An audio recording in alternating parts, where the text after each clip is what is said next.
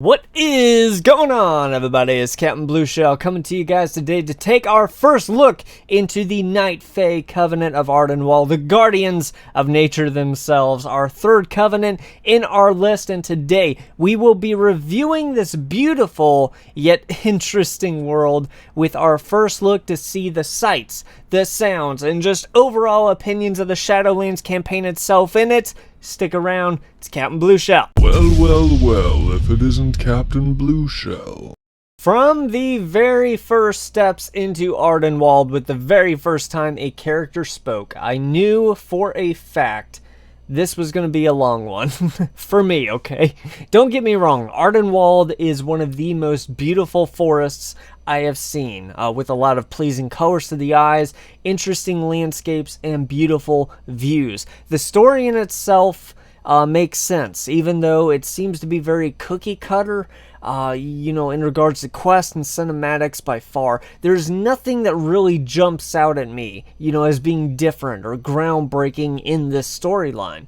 The characters have voices that just make me want to do horrible things, and the fairies that fly around are also very strange looking. Like I said, the story itself has its place in the Shadowlands, as being one of life and death to connect with nature, the depletion of Anima, which affects it probably more than any other covenant, and we get to see that cause and effect in terms of struggle, hardship, but also the chance to help out with restoring it to what it once was, or at least begin to. In terms of abilities, I know we haven't really touched on it very much with the abilities. It's just kind of like the overview of the covenants.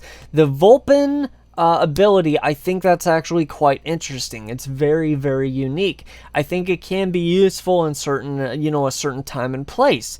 And I think that the story does a good job with showing just how much a lot depends on the Anima itself, even though it is so far my least favorite covenant.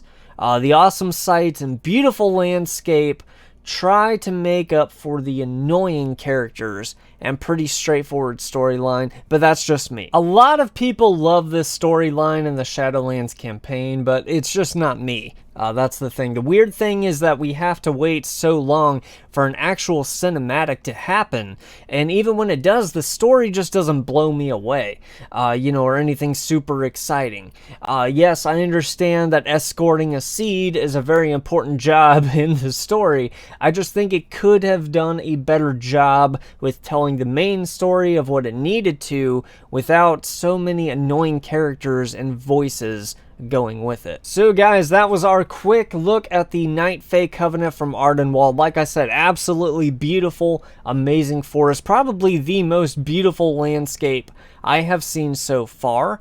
Next up is going to be the Venthyr, and I'm super excited to go ahead and finish these up, to go ahead and choose our covenants at the very end. So definitely for those, follow, like, subscribe, and I'll see you guys on that next awesome adventure. It's Captain Blueshell. I'm out.